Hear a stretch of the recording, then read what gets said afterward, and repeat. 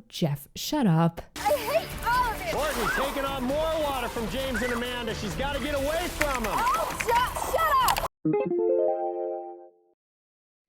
Welcome back to another installment of me, a new Survivor fan, watching old seasons of Survivor for the very first time. Before we get into it, I just want to apologize because I looked and saw that it has been quite a while since my last Survivor video, and I didn't mean to leave the Survivor fans hanging for so long, so hopefully you guys forgive me on that one. Also, thank you to everyone who has watched my prior two videos and who has been commenting all the background Survivor lore and also what seasons you want me to watch next. I want to say before I get into this video on Survivor China that my mindset for the next few videos is I have received a lot of comments telling me I have to watch heroes versus villains, but also I've received quite a few comments telling me that there are some seasons that they think are like required viewing before watching heroes versus villains. So I think that's where I'm going to take this series as I move along. I'm still kind of going out of order, but I do not want to watch heroes versus villains until I watch a couple of the bigger seasons before, because I would really like to experience a lot of these players and how they played the first time around. And so that is why I picked Survivor China today, and my next couple of Survivor videos are also probably going to be a couple of other big seasons before heroes versus villains. So that is my plan for continuing on this series for now, and after that I know there are so many other Survivor seasons that I want to watch, and I will get to all the ones that everyone has been commenting. Thank you everybody for doing that. I will also make a playlist for all my Survivor videos so they are much easier to find. But with all that being said, let's just get right on into season 15, Survivor China. It aired in 2007 and I have watched it for the first time in the big 2026.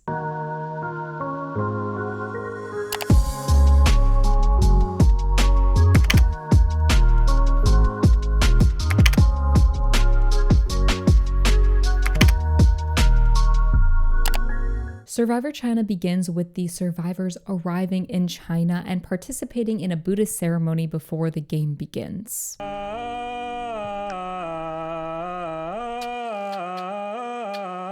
Leslie panics and leaves the ceremony early because she fears that it is going against her religious beliefs, even though Jeff reiterated before the ceremony started that it is not a religious ceremony but simply a welcoming to all the survivors. Leslie is quite the character. When Jeff questions Leslie after the ceremony why she didn't stay for the whole thing, she explains her reasonings and her religious beliefs behind it, but she also says, "I'm not a religious person," which confused me to no end. And she will say this later on at the reunion show, but all signs in this season point to Leslie being kind of a religious person, which is why this kind of cracks me up. Leslie is such an interesting character. She's a Christian radio host and she brings up religion a lot during the season. There's even a time where she goes to the other tribe and then she comes back and one of the first things she's saying is like, 3 of them were Christian. So religion seems to always be on Leslie's mind, even though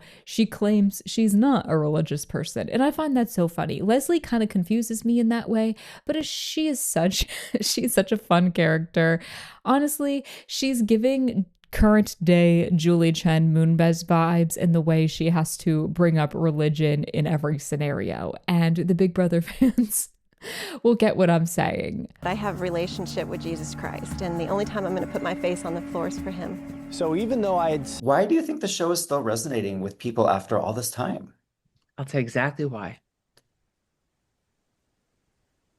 The power of prayer. Do you see my little pocket cheeses? Jeff then tells the contestants that the game is about to begin and they are only getting the clothes that they are wearing on their backs. Much like in my Pearl Islands video, one of the contestants, Jamie, admits that she is not wearing a bra. And Jeff is like, well, too bad. Guess you gotta figure that one out. And I just want to say, girlies, stop arriving at the first day of Survivor without a bra on. Like, this is so serious. I do worry about these girlies sometimes. From rumors that I have heard, contestants don't always get to pick what they're going to wear into the game. Like, the producers pick from their suitcase the outfit that they wear, and then that's kind of what they're stuck with.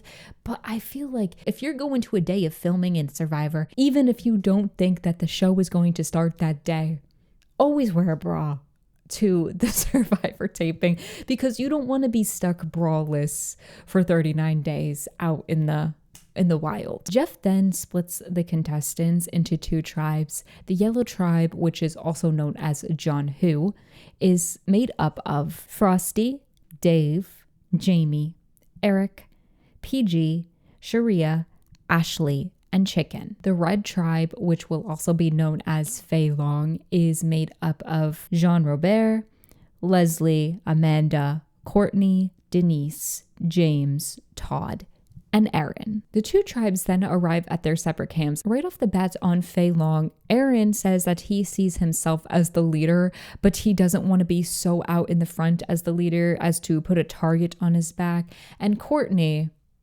I absolutely love Courtney as a character on the show. She pretty much doesn't like the entire tribe. She's looking around and she's like, yeah, these people are probably going to annoy me. And you know what?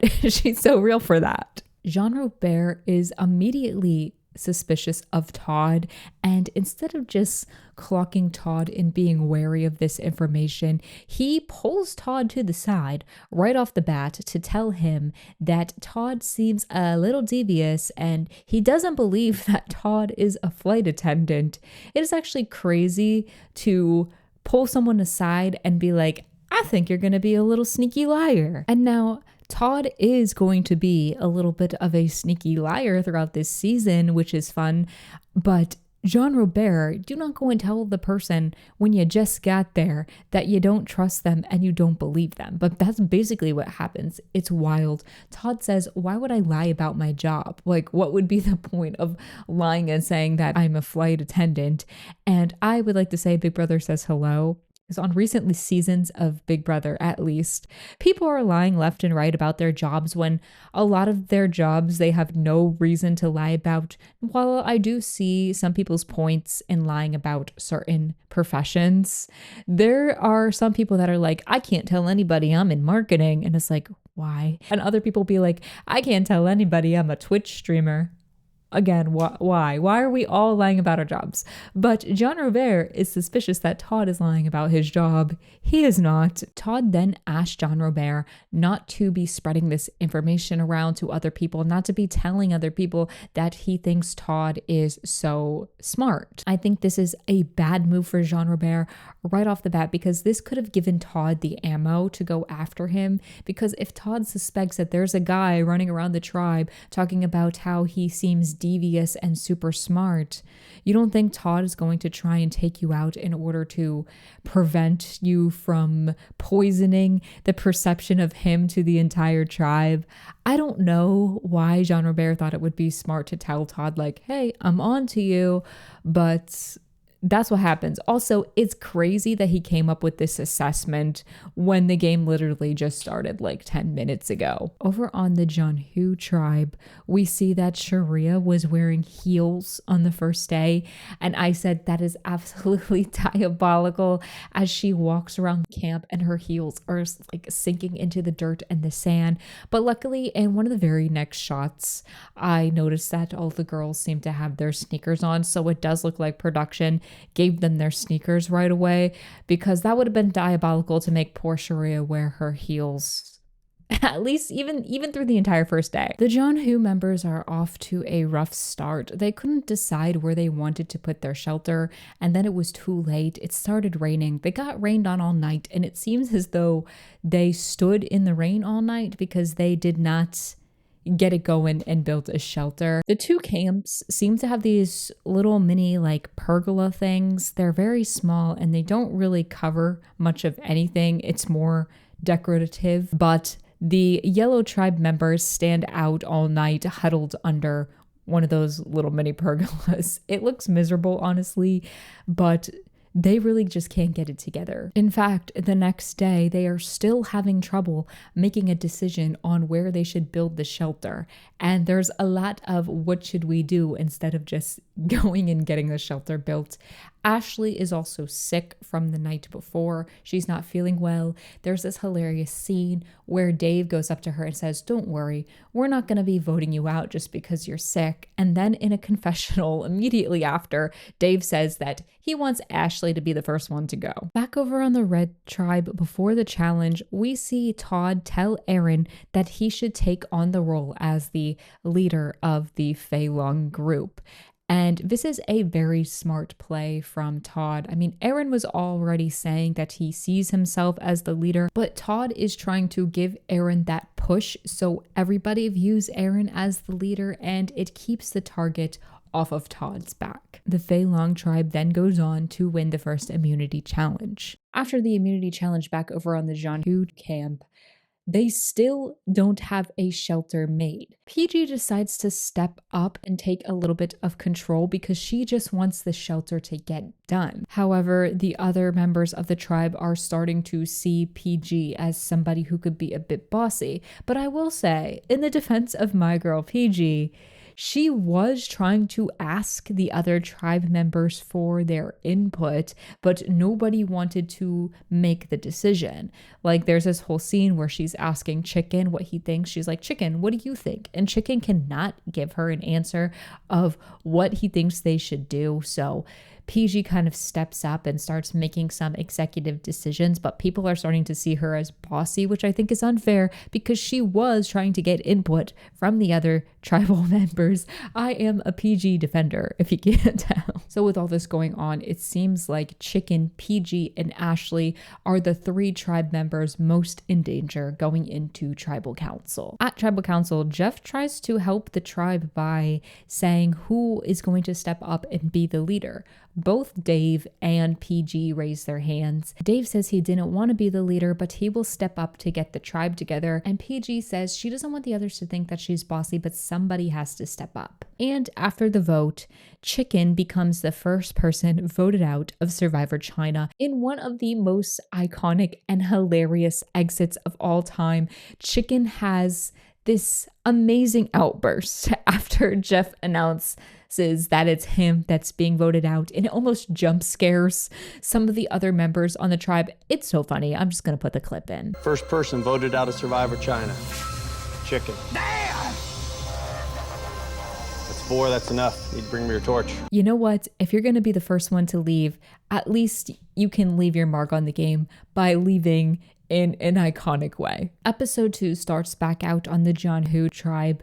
Dave is starting to assert himself as the leader, and the other tribe members are getting the sense that Dave is not really open to anyone else's ideas. There's a funny scene where Jamie tries to bring a bit of optimism when talking about the next challenge, and Dave immediately cuts her down and tells her that she's being too hopeful. Checking in with the Fei Long members, they seem to have a good thing going. Their camp is pretty well set up, and mostly everyone on the tribe has a very good work ethic. However, they are a bit annoyed with Jean Robert because he naps all day and doesn't put in the same amount of work that everyone else is doing. This is the start of Jean Robert getting on everybody's nerves all the time. Early on, Amanda and Todd make a final 2 alliance.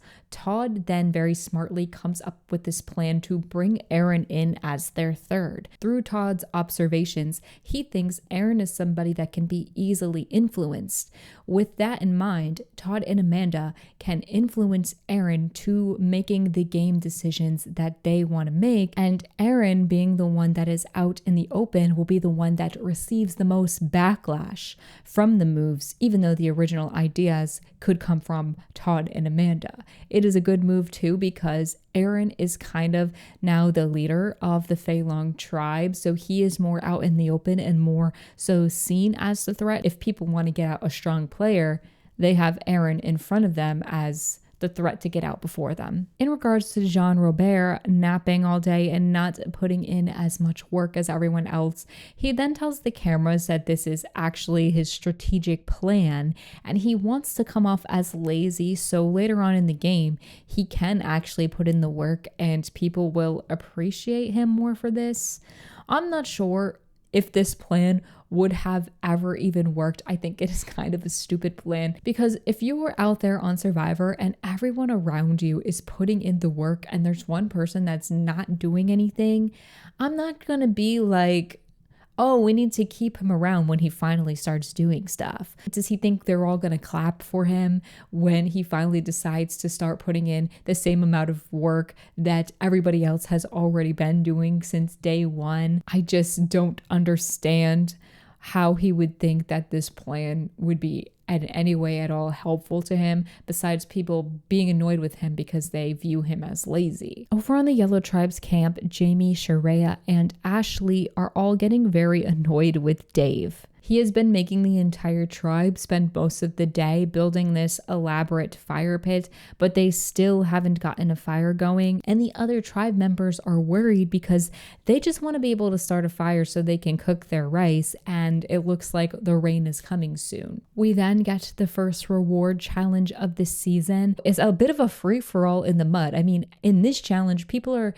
taking each other's clothes off to try and slow them down. Like, people are not afraid to get aggressive. It's fun to see, but also it does worry me because every time I see a challenge like this, I think someone is going to get hurt. And I think maybe that's why they don't do this type of stuff anymore, unfortunately. The Fei Long tribe wins the reward, which is fishing supplies. And as a part of this season's sort of twist, or whatever you want to call it, anytime a tribe wins the reward challenge, they get to pick somebody from the other tribe to kidnap, to spend the night with them until the next immunity challenge. And that person who has been kidnapped gets given this scroll that they have to read when they're on their own. It's a whole thing. And in this particular scenario, the Fei Long tribe chooses to kidnap Jamie. We see a scene of the Jianhu tribe returning to their camp to find it completely flooded. I will say, in these earlier seasons of Survivor that I've been watching, there seems to be a trend of one tribe just getting lucky and having the better location for their camp. Meanwhile, another tribe has this terrible, like significantly worse camp. And in this season, the Yellow tribe really got the short end of the stick. They return to a flooded camp, which never happened over on the Red tribe's camp. Most of their stuff is underwater, but Dave is happy because his elaborate fire pit that he made everybody build all day was not destroyed by the water. Over at the Fei Long camp, Jamie opens her scroll and finds that she was given a clue to the idol on Fei Long's beach, but she has to give the clue to one of the Fei Long members before leaving that camp. This will pretty much be the scenario with the scrolls going forward in this game. Over at the Jianhu camp, Dave and Ashley continue to pretty much butt heads over everything. And over at the Fei Long camp, Leslie is crying because she wishes she had her Bible. Jamie observes Leslie's behavior and decides to give Leslie the clue to the idol because she sees Leslie as the weakest link on the tribe, and she would like for Leslie to stick around longer to keep their tribe weak. Leslie then says that the Lord gave her the clue to the idol. When Leslie can't find the idol, she chooses to show the clue to Todd, hoping that Todd will want to work with her and also help her find the idol. This just shows us how great that Todd at this point in the game had gotten in with so many members of his own tribe. Todd was putting in the work with everyone on his tribe socially, and it paid off because Leslie trusted him enough to give him the clue to the idol. Todd then says that this is great news for him because Leslie had been sick over the past few days, and he said if Leslie had to go home because she was sick, then Todd would be the only one who knows about the clue to the idol. At the next immunity challenge, the Jianhu members are just having trouble getting it together. Dave looks almost completely gassed out to the point where Frosty has to switch places with him. And overall, it doesn't work because Fei Long once again wins immunity. When they get back to camp, Dave says he knows he was the weakest link in the challenge, but he is confident that he is not going home. However, everyone else on the tribe seems to agree that either Dave or Ashley has to go. But ultimately at tribal council, they decide to vote out Ashley. I think they probably, being sick within the first few days, did not help her case, as she was seen as a weak link on the tribe. There was no way the tribe was going to keep her over Dave, even though Dave performed so poorly at the immunity challenge. Dave does a lot around camp. Even though everybody's annoyed with him for being bossy, he's been putting in the work, and I just think that the tribe could not give up Dave that early because they all benefit from that. But I would have loved to see Ashley play a little bit longer and to get more of her gameplay, because she just seemed like such an interesting player and gone too soon, honestly. Episode 3 starts out with Jean Robert once again getting on everyone's nerves, except for this time he's being kind of a creepy weirdo towards the women.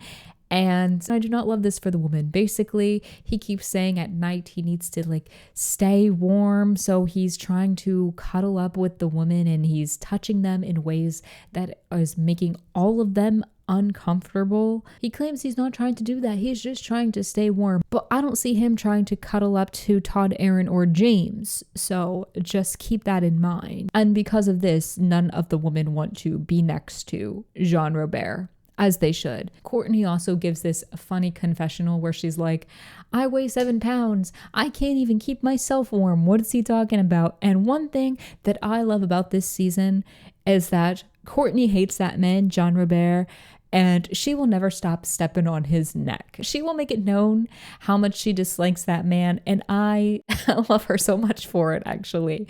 Every time they just cut to Courtney, she's hating on Jean Robert, and you know what? She's so real for that. We get a funny confessional for James, who is another really fun character, where he's like, I'm the only one who went to Barnes & Noble and read books about surviving on this camp. And let me say, James really does carry over on the Phelan camp. I think the Barnes & Noble trip really paid off for him, but also for everybody else that is reaping the benefits of having James on their tribe to do a lot of work. He's catching fish. He seems to know in general the basics of what he's doing, and that is a great asset to have for the Phelan members. Also, I just like James in general. They have so many interesting people on this season, but James is a gravedigger, and there's a scene where Leslie asks what he does for work, and he's like, I bury people. And I just found that so funny to say. He made himself sound like a hitman or a cleanup person for murderers. Over at the Yellow Tribe's camp, Dave is kind of getting on everybody's nerves again. PG thinks that he's been doing too much and he should take some breaks because she's worried he's going to gas out on them again at the next challenge.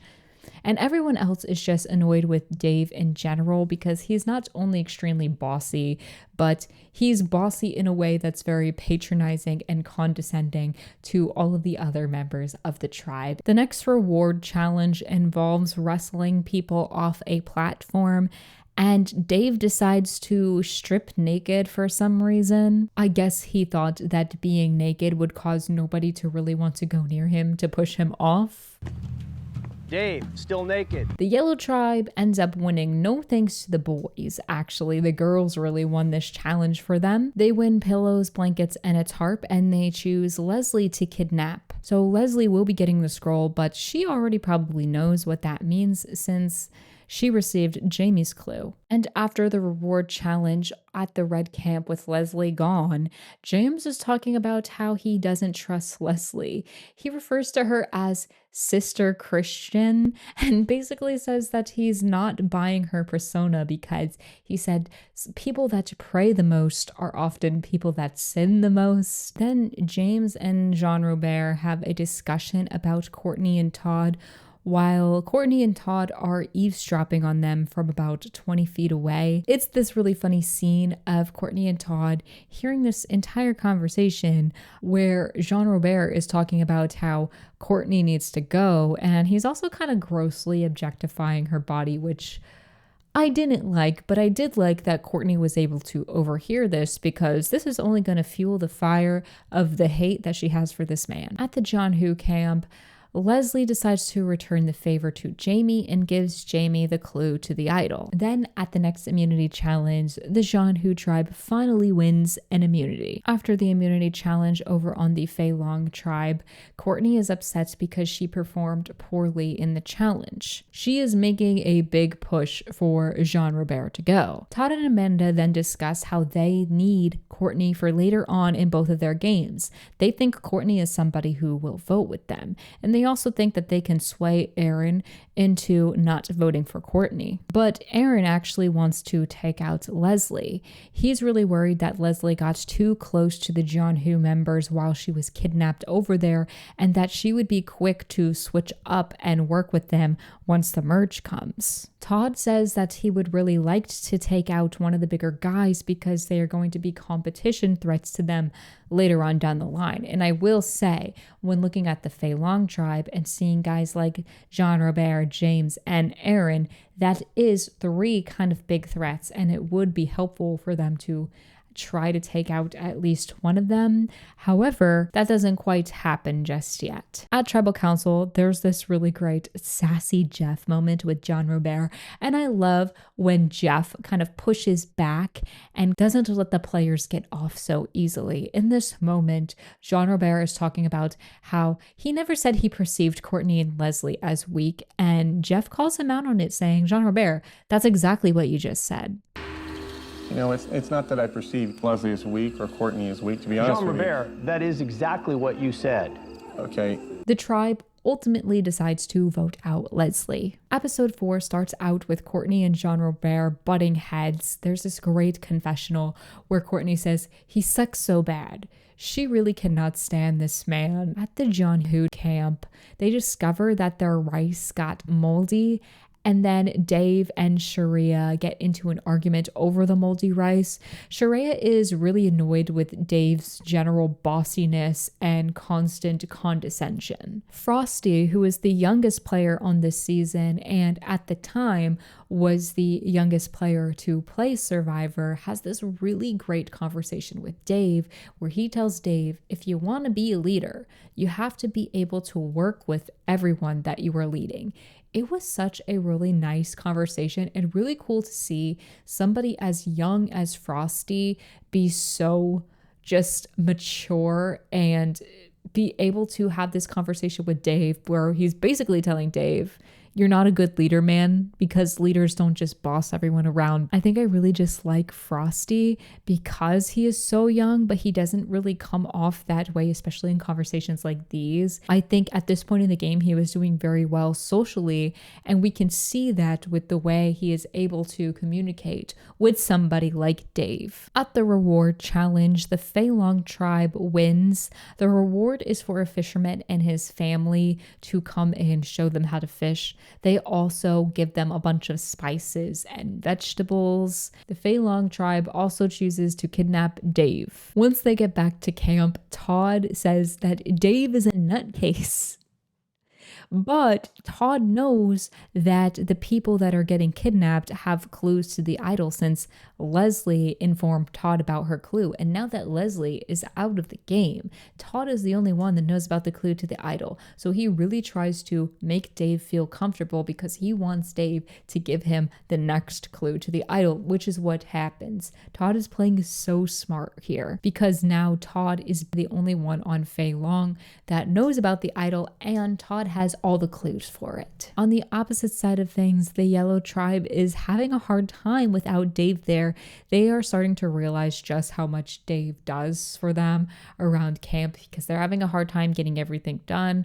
Also, Sharia is not really helping. She's telling everybody that she is conserving her energy for the challenges, but you know, people aren't too pleased with this. At the next immunity challenge, the Fei Long tribe once again wins immunity, and then back over with the Jianhu members. Dave immediately gets back to his old ways of bossing everyone around, but he's starting to notice a bit of a vibe shift ever since he's gotten back to his tribe. It seems like the consensus with everybody else is that the vote is going to be between Dave and Sharia. Dave, simply because he is bossy and patronizing and everyone is getting annoyed with him, and Sharia because she doesn't do a lot around camp. So the John Who tribe has to figure out whether they care about help around camp or not being annoyed. And it seems like even though Dave does a lot of work for them, their day of freedom when he was kidnapped showed them that things could be a little bit different around their camp, and they chose to have it a little bit rougher with someone like Sharia who doesn't put in any work, rather than have somebody always bossing you around. What I'm trying to say is they vote out Dave. The next episode starts back out at John Who. We see that Jamie and Eric are actually getting pretty close. It's giving showmance vibes and people are starting to take notice. Jamie feels so comfortable with Eric that she tells him about the clues to the idol. Over at Fei Long, we see that James and Denise have a pretty good alliance going. James and Denise seem to be the two people that do the most work around camp. Denise also says that she trusts James and she would like to ride his coattails a little bit to make it further along in the game. Then we get a tribe swap done in a way where I'm not sure if I love, where both tribes receive a note saying that they get to choose 2 members of the opposite tribe to join them. Over on Fei Long, they choose Frosty and Sharia. It doesn't seem to clock for the John Who members that the other tribe probably received the same note and the same instructions. So they are all happy, thinking that they are about to have this imbalance of power. They are about to gain 2 new tribe members, and they are going to have an advantage over the Fei Long tribe. They choose James and Aaron, and they are pretty excited until they find out that Frosty and Sharia have been chosen and must leave their tribe. James is upset because he says he doesn't really have a relationship with Aaron, so now it's going to feel like he's completely starting over on this new tribe. And essentially, all of the people that are getting swapped are pretty nervous because they are going to be outnumbered on these tribes now. When Frosty and Sharia get to Fei Long, they are happy to find out that everyone is kind of annoyed with Jean Robert and doesn't like him. They think this could be their opening to stick around in the game if the Fei Long members choose to want to go after one of their own, that being Jean Robert. Even though James and Aaron are pretty good competitors and could probably help the John Who tribe get immunity, Paigey doesn't want this because she is looking at what is going to happen in the merge, and she really wants to even out the numbers of the Fei Long members and the John Who members before going into the merge, so she has a fighting chance. And she sees that they have to take out both Aaron and James if they want to go into the merge with equal numbers. This means that they are going to have to probably throw both immunity challenges. I really like what PG is doing here because she is thinking ahead and she is really thinking about the numbers and how scary post-merge is going to be if the original John Who members are completely decimated. And this is the perfect opportunity to get out some Fei Long members because right now they are outnumbered on their tribe. It's a pretty smart strategy, but the way she decides to go about it is a bit messy and is where I think she messes up, because at the immunity challenge, PG and Jamie are making it so obvious that they are throwing the competition. They're not even trying to just make it look like they're bad. And it's kind of funny because maybe it's just the way that the editors edited the episode, but it's not clocking to the other people on the tribe that Jamie and PG are so clearly throwing it. And I don't know, they're like giggling the whole time. They're making jokes with Jeff. They're going extremely slow. James is getting so annoyed with them, but the episode makes it look like he's just getting annoyed with them and he's not clocking that they're trying to throw it. And I would like to think that the other people on the tribe are picking up that Jamie and PG were so obviously throwing the immunity challenge, but that's not how it comes across in the episode. James is just really annoyed because he doesn't think that they tried hard enough. And it's like, you're almost there, James. There's a reason. When they get back, James is livid and he's yelling at the girls because he thought that they would try harder. And the whole time, both girls are like giggling in his face. And it still doesn't seem like it's clocking to him yet that they threw the challenge on purpose. It's really a funny scene because James is so upset and the girls are so clearly like right in front of him, covering their faces and laughing. PG and Jamie then finally decide to let Eric in on their little plan of throwing the immunity, and apparently Eric was unaware that they threw the immunity also. This whole plan hinges on the fact that Eric is going to stick with the tribe and vote with them. There is a little bit of worry that Eric might want to vote with the boys, but for the most part, especially considering his sort of flirty relationship with Jamie, the girls knew that they were going to have him. Then finally at Tribal, where I think the girls made their biggest mistake, and they have been playing messy. I think being so obvious that they were throwing the challenge was so messy, because you can throw the challenge and pretend like you're upset that you lost. Do not give these guys clues into what you're doing. And basically at Tribal Council, Jamie admits to Jeff that, yeah, they threw the challenge on purpose because they're trying to get out Aaron and James. I think this was a terrible mistake to let Aaron and James know that they are going after them and they're losing on purpose. It's so frustrating because I liked this plan and I liked the strategy behind it, but telling everybody at Tribal Council, like, yeah, we're throwing the competitions to get you out, is so not smart, because one of these people is going to be left when you get back from Tribal Council, and you're going to have to do this all over again. And we don't even know. The merge could have happened after that Tribal Council. We don't know. We're just assuming the merge is not going to happen yet. And then what? Because I feel like you would want to still have a good relationship with whoever you're keeping around, either Aaron or James, just in case the merge has happened. And then you want to maybe have James vouch for you when the merge happens, you know what I mean? Try and make them think that you're in an alliance together, build a relationship with them so you're not the first one picked off at the merge. Anyway, Aaron gets voted out at that Tribal Council. The next episode starts out with Todd telling Amanda about the hidden idol and the clues to the idol. He says he wasn't originally going to tell her until after he found the idol, but in fact, he's having a hard time finding it and he needs her help. This, in my opinion, could have been a little bit risky for Todd here, just in case Amanda questioned why it took Todd so long to finally tell her this important information, especially since Amanda and Todd have been so close. And maybe this could have made Amanda a little bit wary of Todd and maybe start to think that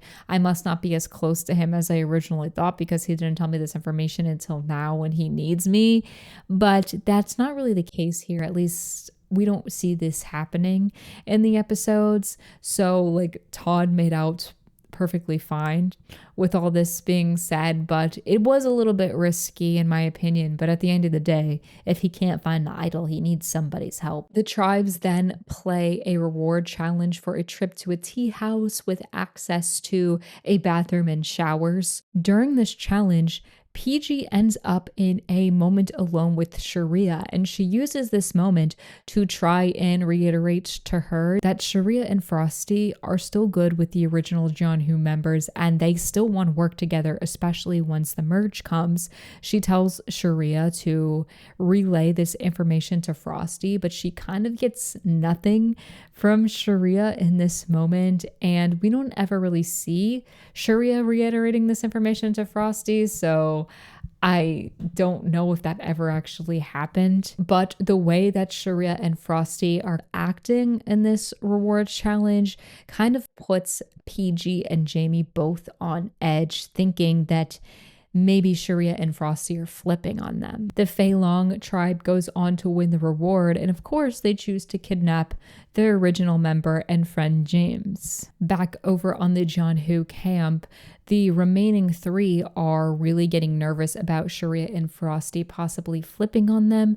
Now they're starting to get nervous about their plan to throw the immunity challenge and get out James, because they're starting to think they might not have the numbers anyway once the merge comes if Frosty and Sharia switched up on them. So now they shouldn't throw the immunity challenge. Todd, who is always the active gamer, and I absolutely love to see it, corners James at the reward and is basically like, hey, I know what's inside the scroll, you should give it to me. James has no idea about what is in the scroll or the clues to the idol at this point in the game. So he's kind of like, what? And Todd's like, don't worry, just give it to me. I know what it is. It's so funny.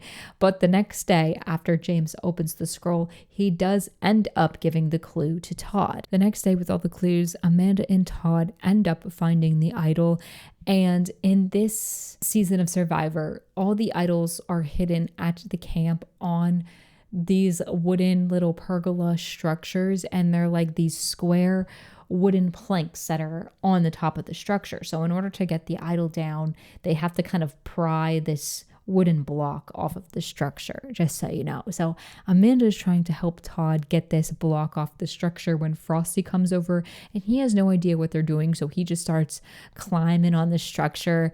It's starting to get nerve-wracking. Amanda finally gets the block down, but Frosty notices, and it's so bad. Like, they should have just waited a minute for Frosty to leave and then went back to whatever they were doing, but maybe they were too anxious about it or whatever, but it's pretty bad. Frosty definitely saw them get the idol, and it is somebody that they did absolutely not want to know. Now Amanda and Todd are forced to trust Frosty. Todd then comes up with this master plan to help out James and to keep their numbers strong going into the merge. Basically, Todd gives James the immunity idol, and the plan is to let the John Who members throw the challenge again. James will also throw the challenge with them, and when all the John Who members vote for James at Tribal Council, James will use the idol and get out Jamie. The rest of the tribes are starting to see the little relationship forming between Jamie and Eric, so they think this will sever that tie. Also, because James now knows where the idol is, he can get the second idol that is at the John Who camp. This is extremely funny to me, considering that the John Who members have just decided that they do not want to throw the next challenge anymore. So James is now going to have a lot harder of a time being the only one trying to throw the next challenge. Also, I really like Todd's gameplay. I love the way that he's thinking ahead and creating this kind of big plan. But man, it is so risky to give away your idol to somebody else on a different beach and also tell them where the idol on their beach is. I think Todd thought that maybe James would come back post-merge and that he would return the favor by giving Todd the idol from the John Who camp. If it did work out fully in the way that Todd wanted it to, I think it would have been really fun to see. But man, I kind of wish that he would have wanted to keep the immunity idol for himself. But I do like this as a very entertaining game move. Even if it doesn't work out, I think it's kind of just fun that they were thinking of these things. Todd then informs Denise and Courtney about this plan because he wants them to try as hard as they can in the next immunity challenge, because it is imperative that Fei Long wins the next immunity. They also threaten Frosty.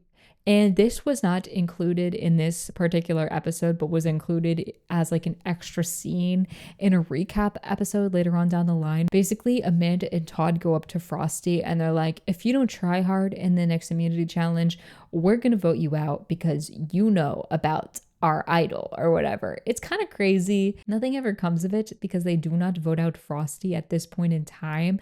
But I think this is a little bit messy too, because one, it was a bit of an empty threat, and two, I think they should have more so tried to pretend like they wanted to work with Frosty and bring him in order to keep him quiet about the idol and the plans and stuff, instead of just outright threatening him. It's still so fun to watch, but some of these things that they were doing could have come back to haunt them in a bad way, and they get a little bit lucky here and there with these things. And I think the threatening of Frosty was just something that was not super necessary, although it is funny to see. So we get to the immunity challenge, and unfortunately it is a food challenge, which throws everything off. Frosty kept his word and tried really hard and did pretty good in this challenge, but because the original John Who members are trying to win, they are beating out the Fei Long members. And then when it finally comes to James and he has the opportunity to even out the score, he gets paired against Denise, which is terrible because Denise is so bad at this challenge that James can't even throw it. And it's kind of funny to watch. She is so bad that even a person who is trying to throw the challenge is stuck beating her because she cannot eat the balut. Eventually, James cannot just keep pretending like he also can't get this food down, and he just has to eat it to basically save Denise, I guess. But it's just not good for them because all of this will cause the John Who members to win immunity, throwing off all of the plans that Todd and James had set in place. So back over on Fei Long, Todd and Amanda decide that it is best for Frosty to actually trust them and want to work with them. So they decide not to go after Frosty and actually pull in Denise, and the plan is going to be to vote out Sharia. Courtney, who is also working closely with Todd and Amanda, gets wind of the plan to vote out Sharia, except for she doesn't want to vote out Sharia. She actually likes Sharia and is friends with Sharia, and the person she does want to vote out is Jean Robert, because Jean Robert has been annoying her since day one. She hates that man, and so she is trying to put a plan in place to finally get out Jean Robert, and she stays pushing to get this man out because he has been on her nerves. Todd and Amanda talk about the potential for this vote. Todd is worried that if they don't vote out Jean Robert, it might be hard to keep the trust of people like Courtney, which they have worked hard to gain her trust and pull her in, and maybe they would lose that number by not voting with her, especially because she has been hating Jean Robert for so long. But Amanda worries that if they don't get Sharia out, when the merge comes, that's just more original John Who members that are all going to link up. And Amanda, throughout most of the game, is very numbers focused. And I think that is really important, especially in these earlier stages of the game, pre-merge. You got to be thinking about the numbers. And even though Jean Robert is so annoying and he annoys everybody, it is better to keep him because Jean Robert thinks that he's working with all the Fei Long people. And Sharia is just somebody that they can't be sure they can trust, because Sharia would possibly go right on back and work with her original tribe once the merge comes. There are some great moments at this tribal council, including Sharia talking to Jean Robert and saying, "Little do you know, they don't like you." What do you say to that? You don't say anything. That's why you don't say anything to me, because you know you don't want me to say anything back to you. You talk to the people who aren't going to say anything to you. Little do you know, they don't like you. It's so good because it's true. The tribe really does not like him, but they're keeping him around because they need him as a number. And Sharia announcing that to him is really funny. There's also a great moment where Jean Robert refers to himself as a bad boy, and Courtney basically laughs in his face in this great moment, and she says, "Who do you think you are, Luke Perry?" To which I say, what a great reference from Courtney. She is just so good at some of these one-liners, and I love her because she will never give up on hating Jean Robert. Rest in peace, Luke Perry. And after everything, Sharia is unfortunately voted out. At the beginning of the next episode, we get this great confessional from Courtney because she is obviously upset that she still has to live with Jean Robert. She says that she dislikes Todd and Amanda less than she dislikes everyone else, and Todd and Amanda are mistaking that for friendship. PG is scrambling to try and pull James in before the merge, but James is really not buying it,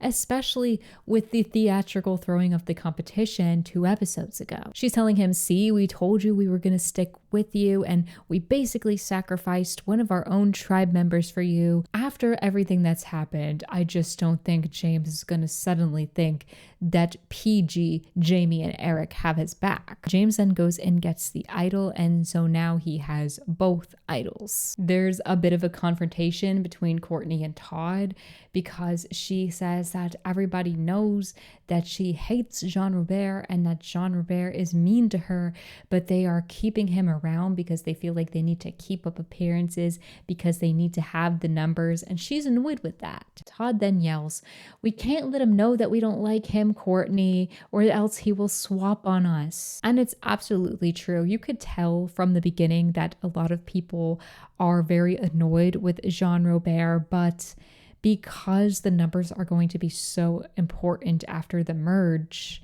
they really got to keep him around. But Courtney cannot see that at this time. And I can understand her being like absolutely fed up, but numbers wise, it was important for them to keep Jean Robert over Sharia, which kind of sucks if you're Courtney. While James was getting the idol on John-Hoo, he accidentally knocked off a wooden block that was the wrong one first, and he really didn't have time to try and put it back or anything, so he just kind of left it there.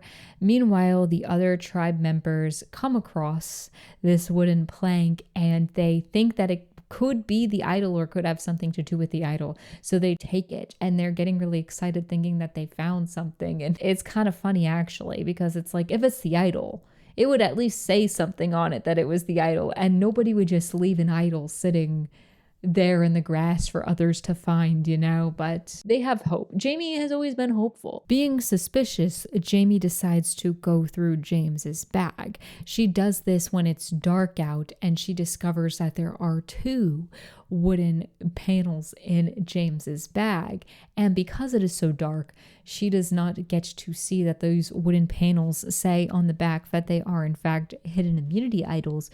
So now she's really starting to get excited, thinking that the one that she has is also a hidden immunity idol. James then notices the missing fake board the next morning, and he laughs because he correctly assumes that Jamie took the board and thinks that she has an idol. He thinks it's hilarious that she would think that that wooden square is an idol when it doesn't say immunity on it or anything. It is then officially the merge, and then we get a confessional of Jamie saying how excited she is to be going into the merch with a hidden immunity idol. Oh no, oh no, Jamie girl, no. I already have secondhand embarrassment for her, and at this point in time, I had not seen what was to come. The merge feast is going to not just be a meal, but also a show featuring dance and acrobatics. But before the show starts, Jeff makes an ominous comment about how the game never stops. And it is wild to me how people didn't put 2 and 2 together to realize that they need to be paying attention to the show that is going on during the feast. But a lot of people were not, in fact, paying attention. And so after the feast, Jeff shows up at their camp to tell them that the immunity challenge starts now, and it's going to be a quiz on what they just watched. Frosty then goes on to win the first individual immunity. We see a scene of Amanda warning James that she's not sure if they can trust Courtney anymore, considering the big deal that Courtney made about them getting rid of Sharia. Jean Robert then talks to Todd. He tells Todd that if he gets screwed over, he is going to put all the blame on Todd, and he will lobby in the jury to make sure that people vote against Todd, and Todd will absolutely not have Jean Robert's vote. Jean Robert says Todd has more power than Amanda, so Todd would take the sole blame. Now, at this point in time, I wrote in my notes, great for Amanda. I thought this was so great for Amanda in this position because her and Todd have been working closely together, but Todd getting the blowback from anything bad that happens while she comes out looking better, and nobody realizing that she has just as much of a part in a lot of this stuff as Todd does would be so great for her. But just remember this scene for later because it doesn't typically work out in the way that I thought it would. PG and Jamie then discuss that they obviously need to stick together, and they think the best move is to go for Jean Robert because Courtney so obviously hates him that maybe they can convince somebody from the other side, Courtney, to vote with them. At this point in time, they are unsure where Frosty stands and if Frosty would be willing to stick with them and vote with them. Jamie and Eric then tell Frosty that they found the idol. They think the votes will probably go on Jamie and she can use the idol to then get out Jean Robert. Frosty, knowing about the idols, is unsure whether Jamie has a real idol or if she just thinks she does. There's then a great moment of Jamie telling Todd that she knows who has the idols, thinking that she's giving him information and gaining his trust. Todd then laughs because he obviously knows who has the idols and he knows it's most definitely definitely not her. We then get another confessional of Jamie. The editors are setting her up so dirty before this next tribal council, but she says her idol is going to shock everyone at tribal council, including Jeff. Oh, somebody's going to be shocked, all right. James is really annoyed with Jean Robert because Jean Robert insists on voting out PG when the plan is supposed to be to vote out Jamie. James is worried that Courtney hates Jean Robert so bad that she might vote him out, and now there is going to be 2 less votes against Jamie, and it could throw off their plans. At tribal council, in a moment of great TV, before Jeff reads the votes, Jamie presents her block of wood to Jeff. Jeff then throws the wood in the fire and lets her know that it is in fact not an idol. Pretty much all of the original Fei Long members are laughing at her. And yeah, it's a pretty embarrassing moment if you're Jamie. Great TV though, but unfortunately for Jamie, although she was trying to do everything she could to save herself, she didn't have all the information and she is in fact voted out. In the next episode, the tribe splits into 2 teams for a rewards challenge. Denise is not picked out of the schoolyard pick, so she cannot participate. Jean Robert, James, Amanda, and Todd end up winning the reward, which is getting taken to an ancient village for a nice meal. On the reward, the 4 get the final clue to the idol, which James already has. Jean Robert is the only one that is so excited by this clue because he is the only one that does not know that James has both immunity idols. It's actually kind of funny. Back at camp, Denise is starting to wonder if she will be the first one picked off out of her alliance of her original tribe. Because she was not picked to play in this challenge, she's starting to think that she is probably at the bottom of the totem pole. PG is always trying to make some moves in this game. She sees that her group of people are outnumbered and at the bottom here. She knows that she could probably convince Courtney to vote out Jean Robert, and she is desperately working on Denise to do the same. Denise says she will consider it as an option, but it's going to be hard to sway her. The next night, Jean Robert wakes up in the middle of the night to try and find the idols that have already been found. He's pulling the little wooden planks off of the structure, but he finds nothing. Todd is now starting to get a little annoyed with James because Todd told James where to find the idol and gave James his idol. Todd expected James to come into the merge and give Todd at least one of the idols back, and James hasn't even offered one back. Todd is worried that these 2 idols are going to carry James into the final 4, and he is starting to think that they should blindside James if he doesn't win immunity. Very smart plan. Here we're starting to see the bit of the mistake and the repercussions of Todd taking that risk of giving James access to both idols, and now he's starting to say, oh wait, James is not giving me back an idol, and now he has basically 2 free weeks of safety, a straight shot into the final 4 if he uses it right. This is bad for me. Also, on a separate note, Todd is annoyed with James because James is always complaining that he's hungry, even though James is the one who eats the most out of anybody. Todd then tells Frosty about his plan to blindside James if he doesn't win the immunity. At the immunity challenge, Courtney wins the immunity. Jean Robert tells Eric that he has the immunity idol. Eric straight up tells Jean Robert to his face that he is positive he does not have the idol. He then tells Jean Robert that they found the 2 blocks of wood in James's bag, almost confirming that James has 2 idols. This causes Jean Robert to now want to blindside James. Jean Robert then confronts James about the 2 idols, and James straight up denies everything. Jean Robert in this conversation tries to pressure James into joining an alliance with him, and then we get one of my favorite confessionals from James, where he says, "Why would I align with you? That would be the worst move in Survivor history." This is a really funny talking head in this sense from James, but just wait until later on when James makes a pretty bad move. Jean Robert then tells Todd about James's two idols, to which Todd has to act surprised. And he goes on to explain that he now wants to blindside James. Now Todd is like, whoa, whoa, whoa, whoa. It's been my plan for quite a while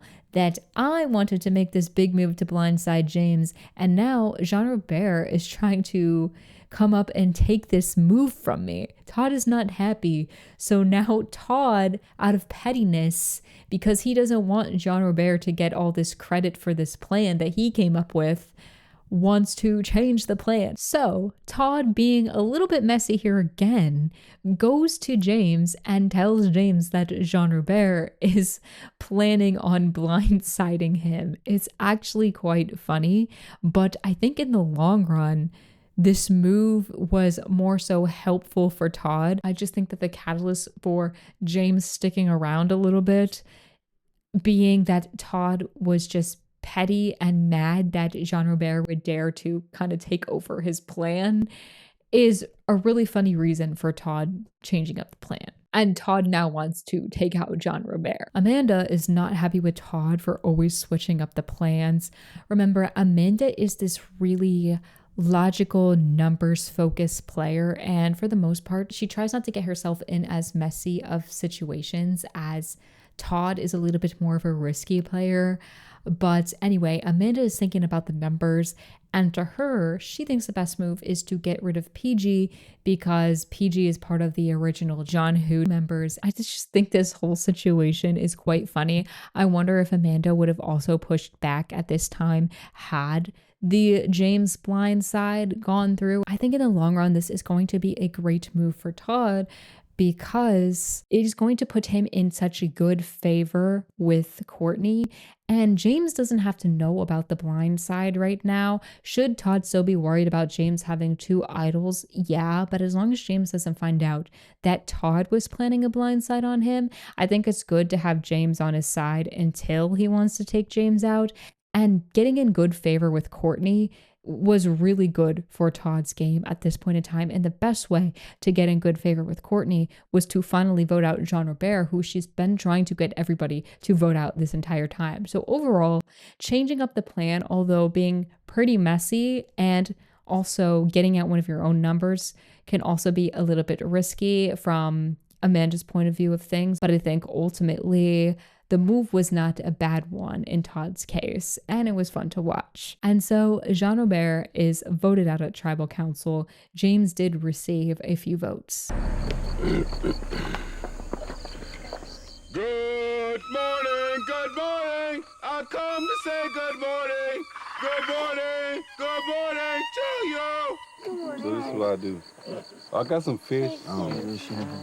At the beginning of the next episode, Courtney talks to Amanda. Courtney is worried about Denise switching up on their alliance. Now, at the last Tribal Council, nobody in that original Fei Long alliance let Denise know that they were all voting out Jean Robert. So now Denise is, of course, upset. She was already thinking that she could possibly be at the bottom of their totem pole after she wasn't picked in the last rewards challenge, and now her own alliance was not telling her what the plan actually was. I think it was a mistake not informing Denise on the plan because Denise is such a strong and loyal member and she's close friends with James. So I think she would have wanted to vote out Jean Robert if she heard that Jean Robert was coming after James. And I think Denise is important for the numbers of somebody to have on your side that's always going to vote with you. But I also think it's not the worst move in the world because I think Denise is somebody who is easy to get back onto their side. I think she's easily influenced, if that makes any sense. We also see that Courtney and Frosty have a little bit of a showmance situation going on. They're getting closer together, and this is kind of worrying Todd because Todd, I think, is the closest person to Courtney at this point in time, and with Frosty in the picture, now that's somebody else who is more closely connected to Courtney. The tribe once again separates for a reward challenge. A team of Eric, Courtney, Frosty, and Amanda wins a night on a dinner cruise. On this cruise, we see that Courtney and Frosty are a lot closer now than they were before. I love my Frosty. I love my Frosty. me when I'm pulling out of the Wendy's drive-thru. Back at camp, PG and James get into a little bit of an argument because PG is annoyed that they lost the challenge and is blaming it all on James. James is so annoyed by this and he says, "You guys are so quick to blame. That's why your tribe always lost." In my notes, I wrote, "PG, just shut it. You're already on the outs." Like, PG and friends are kind of like working from the bottom here and they just can't really get in with those numbers of that majority alliance. And this is not putting her in a good light, especially because her little group is on the bottom. This is so messy to me. Just because I like PG as a player and I want her to stay around longer.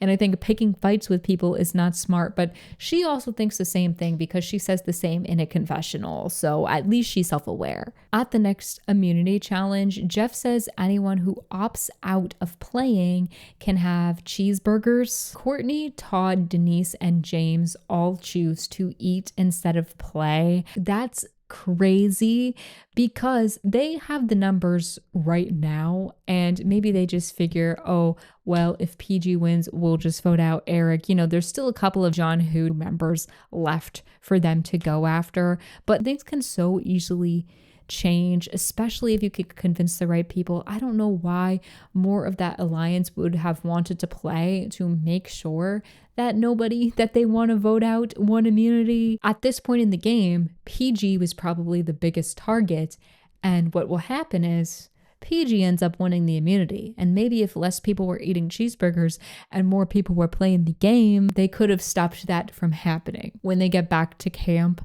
Frosty is upset with the other people that sat out. Frosty couldn't sit out because he knows he's more so at the bottom. And now he feels like he has to go for Eric and he has no other choice. The consensus seems to be that the vote is going to come down to either Frosty or Eric. It is in Todd's best interest at this point in time to get out Frosty because Frosty and Courtney have gotten so close, and Todd definitely wants to be closer to Courtney than she is to other people. So he needs to kind of cut that line. However, a lot of people are worried that Courtney would not vote for Frosty. And then Todd makes a comment that's like, okay, then maybe we should just get Courtney. I'm like, I was really confused by this. I think maybe he was just, venting or whatever, and that was not a real plan because Todd definitely needs Courtney as he moves forward. He needs that number, and I'm not sure if he was actually serious. I hope he wasn't. But he did think that they could convince Courtney to vote out Frosty, and in the end, Frosty gets voted out at Tribal Council. And then Survivor interrupts our program to deliver us a recap episode. I forgot to go and look and see what exactly was going on at the time that these episodes were airing, that they had to do a recap episode, because it just seems so random, especially in the middle of the season like this. Usually they would do something like this maybe as the penultimate episode before the finale, as like a recap of everything that happens. But doing it at episode 10 when we kind of feel like we just got to the merge and we still have a lot of game left to be played, it threw me off. The episode is a big bunch of nothing, but there are a few funny scenes that did not make the original episode that I enjoyed, but a lot of the more strategic unseen scenes just don't matter anymore because the stuff already happened. So like the scene of Frosty being threatened by Todd and Amanda, I don't care about that at this point in time because Frosty's already gone and that scene happened episodes ago. Moving on to the next episode, we start where the last Tribal Council left off. We are still at Tribal Council because the next rewards challenge is being played right now. It is a quiz and PG wins the reward. It's exciting because it's PG's first ever reward in the game, and they actually get to go on a trip to the Shaolin Temple where they get to eat and watch a Kung Fu exhibition, and PG chooses to take Denise and Eric with her. When those three leave for their reward, Todd pushes the idea back at camp of making a Final Four with him, Amanda, Courtney, and James. The others agree to this alliance. Amanda agrees to Todd's face, but then says in a confessional that she wouldn't want to go to the final 3 with any one of these people. Remember that for later, because from here on out, Amanda is going to say things that make me think that she sees everything that's going on in the game, and she's going to make a move to place herself in a better position, but it's almost like she never really follows through on this stuff that she's saying. Like right here, she's saying she does not want to go to the final 4 with any of these people because she doesn't think that she would be able to beat most of them. But she never really does much about it besides going after James, which will happen a bit later. But aside from that, I was waiting for Amanda this whole time to maybe start to turn on Todd, to realize that maybe she shouldn't go to the finals with Todd or whatever, but she never does. And I'll talk more about this later on, but just keep this in mind because I think Amanda is so smart, but I was sort of wanting a little bit more from her throughout this season. On the plane ride to the Shaolin Temple, we see that PG probably chose Denise because she thinks that maybe they can sway Denise to their side. She proposes a final 3 with her, Denise, and Eric. Denise is not really trusting it. I just want to say one thing I find really cool about these older seasons of Survivor, because I am watching them for the first time, is these sort of reward trips, because every other modern season that I've seen so far, they've just been in Fiji and they never really go anywhere. Imagine going to Fiji and the only place you see is the Survivor beach. And in this season, imagine going to China and the only thing that you saw of China was the little beach in the middle of nowhere that you played Survivor on. So I really enjoy seeing these rewards where the players get the chance to go somewhere and see a little bit of the place that they're in, including this temple. There will be another award where they go to the Great Wall of China. I don't know, I find it kind of fun. On the reward, which is the Kung Fu exhibition, Denise starts talking about how she's been doing karate for 8 years, which was a bit of a surprise to people. And the people at the temple give Denise the opportunity to show off her karate skills. But remember, karate is not Kung Fu. So she's showing this group of people, including children, her karate, and they're kind of just looking at her like, it's kind of a cool scene, though, to see a separate side of Denise, and it's cool that they let her do that during their exhibition. When they get back from the reward, Denise tells Todd about PG's final 3 proposal and how PG's plans are to go after Todd, and we get this great talking head of Todd in reference to PG saying, "Now I hate your guts." There's a moment where Eric is trying to work on James to see if James would ever flip. James is the wrong person to be talking to because up until that point, the way James plays the game is very much with the numbers, alliance strength. He's not going to turn on his alliance, and that's how James sees it. I'm not going to turn on people, so they shouldn't be thinking about turning on me either. And he's just somebody that I don't ever see being swayed away. And I thought that considering what we saw Amanda said earlier about her not really feeling comfortable with her alliance, taking them all the way to the end, I thought, oh, maybe Amanda's the person that Eric should actually be talking to, because maybe Amanda would be more willing to sway and take out one of her own. Eric is doing what he can to try and save himself. It's falling on deaf ears. Before the immunity challenge, Amanda then pulls Courtney aside and proposes a plan to blindside James. Then we go to the immunity challenge and see that Eric wins immunity. Amanda then tells Todd her plan to try and blindside James.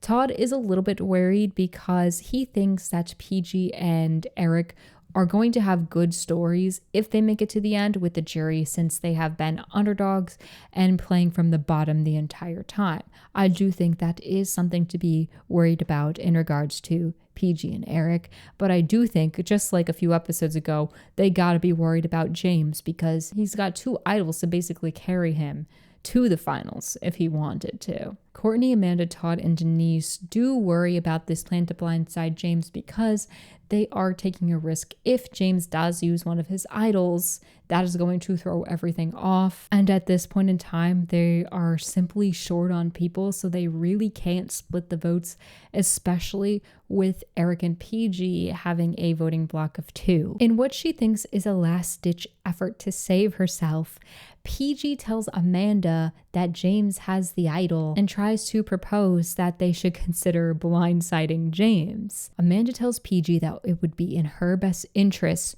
to just trust her and not say anything for the rest of the day. Amanda knows how hard PG is at trying to scrap her way up from the bottom, and she doesn't want PG to be going around telling people that there's a plan to blindside James, because the second James might get wind of something, he will use an idol. PG doesn't listen, and of course goes and tells Eric that she thinks that there's a plan to blindside James, and now she is pitching to Eric that they should write Todd's name down just in case James does use his idol, then Todd can be the one that goes.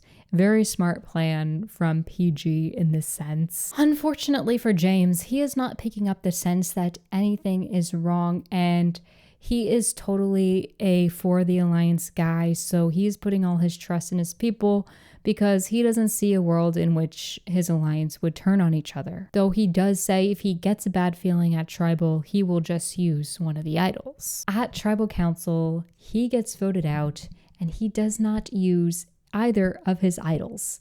Getting voted out with an idol in your pocket is bad, but getting voted out with 2 idols is so embarrassing. I feel so bad for James in this moment. Like, oh, he didn't have that much longer that he was able to use the idols for.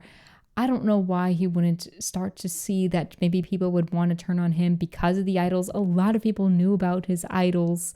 And it's just funny because he had that earlier confession saying that working with John Robert would be the worst move in Survivor history.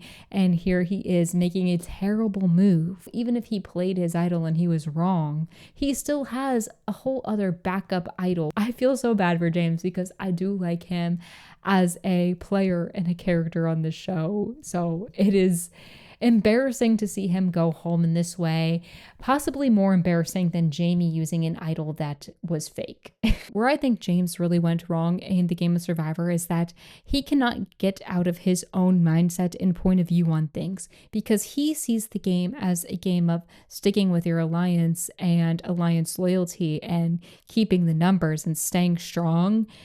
But he doesn't take a step back to see that other people might not be thinking like that. And it's very dangerous in Survivor to just feel comfortable with your alliance and be like, yeah, no one's ever going to turn on me. You have to always be a little bit suspicious of the people around you. And having 2 idols towards the end of the game where a lot of people know you have 2 idols and not be suspicious that people might turn on you is a bit of a blind spot, in my opinion. The next episode starts out with PG feeling pretty good that she has been able to continue to skate by.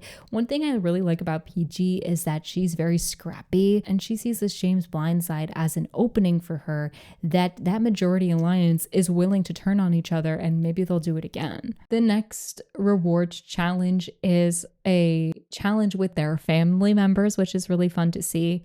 Todd receives an emotional message from his sister when she comes in, saying that their youngest sister, who was pregnant, miscarried the baby. This will come up a little bit later. The players are playing for a boat trip and a meal with their family member, as well as a phone call on a BlackBerry for a Sprint advertisement. And there is a full-on scene where somebody gets to call their home on a BlackBerry. It is pretty great because the old tech, when you watch older seasons of Survivor, it doesn't really feel dated. A lot of these older seasons feel timeless for the most part. There are certain things that characters do and say where you're like, can't believe they said that on TV.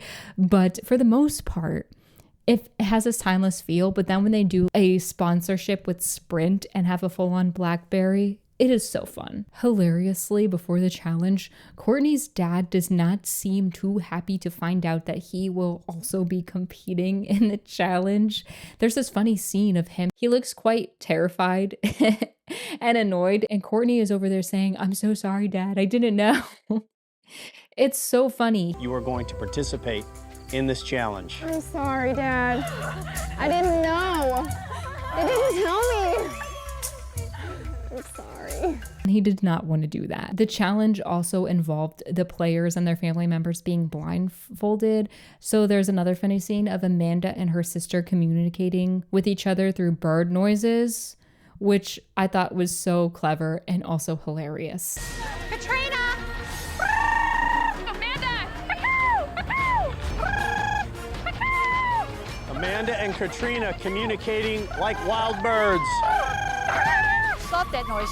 In the end, Denise and her husband Robert end up winning the challenge, and Denise then chooses Todd and Amanda with their family members to bring along with her on the reward. Back at camp while the others are on the reward, Courtney, PG, and Eric discuss not believing Todd's sister's story about the miscarriage. Oh, the Johnny Fairplay effect. I'm so glad that I watched Pearl Islands before I watched this season, because there is no way anybody could get bad news on Family Day without people thinking that they are reheating Johnny Fairplay's nachos. I think it's kind of funny, but also kind of sad, because Todd wasn't lying.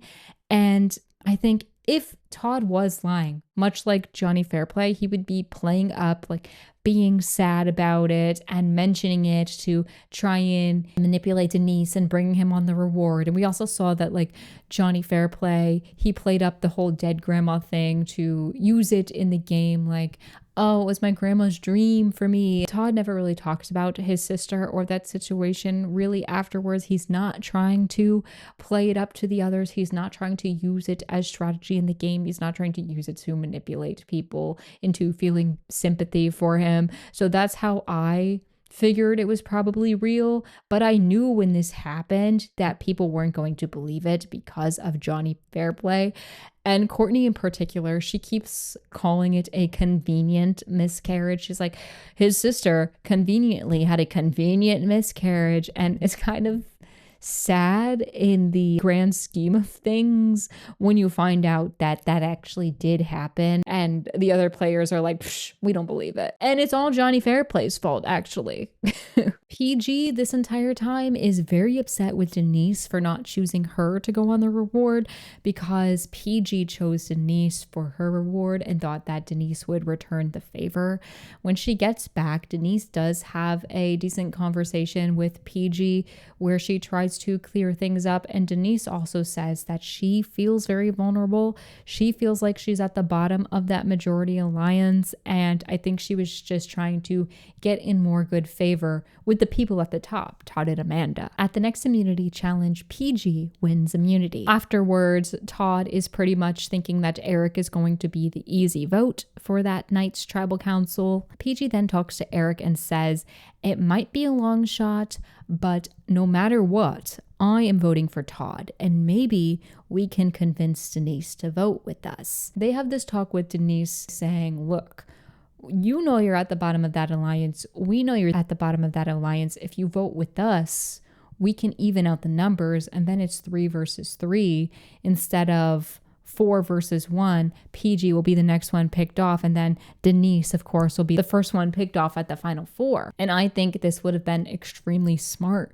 for Denise to go against the alliance and to actually vote with PG and Eric, because not only is she at the bottom of her alliance and likely to be the first one picked off, but going to the end with Todd, I think, would be a major mistake. And at this point in the game, everyone keeps saying how the jury probably hates Todd, so they think that they should go to the end with him because they're like, Todd's not going to get any votes. But I thought that Todd could sway people because he's good at swaying people, and he's been actively playing the entire time. I think no matter what, Todd was going to get some jury votes, which makes him a threat. Either way, I do think it is in Denise's best interest to try and go with Eric and PG and even out the numbers. I think her, Eric, and PG would have had a good chance of one of them winning the next immunity, and then they could have easily changed the entire end game. But it looks like Denise is still waffling about this decision.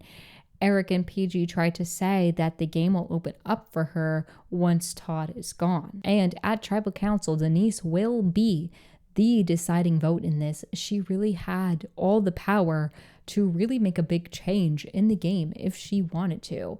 And I wrote in my notes that I was really surprised that Amanda wasn't seizing an opportunity to take out Todd at this point. I know they got James out at the last Tribal Council, and that was Amanda's plan. So she did start to go after her own people, but she has been saying that she wants to go after her own people and she doesn't want to go to the finals with these people that are with her. I'm surprised that Amanda did not also seize the opportunity to maybe take out Todd, because in my opinion, I thought Todd would be a big threat for Amanda to bring to the finals. But the only thing I could think of is maybe at this point in the game, Amanda assumes that everyone is going to be bitter with Todd and they're not going to vote for him. I thought that would have been a great opportunity for her, but maybe I'm wrong. She's always been numbers focused and has usually stuck with her alliance in the numbers, but I just personally think that her and Todd have such similar games that it would be really hard for her to go to the final three with Todd and then have to differentiate his game from hers since they've been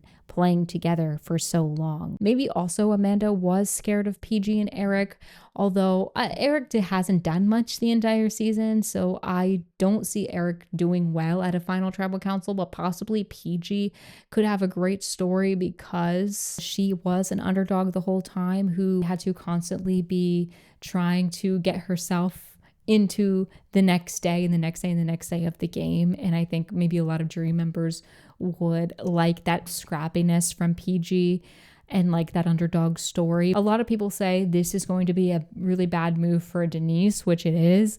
But I also think Amanda should have been considering also voting out Todd at this point in the game because the numbers were there if she switched. I don't know. And so at the Tribal Council, it seems as though Denise could not be swayed by Eric and PG, and she decides to stick with her original alliance that she's at the bottom of and vote out Eric. So Eric ends up getting voted out, which is crazy in my opinion, because I really wanted Denise to do something, and I think that would have been a really cool move for her to make. But Denise is not really the active, deceitful type of player. She's very much alliance loyalty type of player. And Todd is so lucky that he had Denise so pulled in and so comfortable with their little alliance, even though she was at the bottom and she knows she was at the bottom of that alliance. The fact that Amanda and Todd kind of had Denise so comfortable is great gameplay on their parts. At the beginning of the next episode, after Tribal Council, Denise talks about her decision to play it safe and how that might possibly be the biggest mistake that she makes in the game. PG is not doing great either.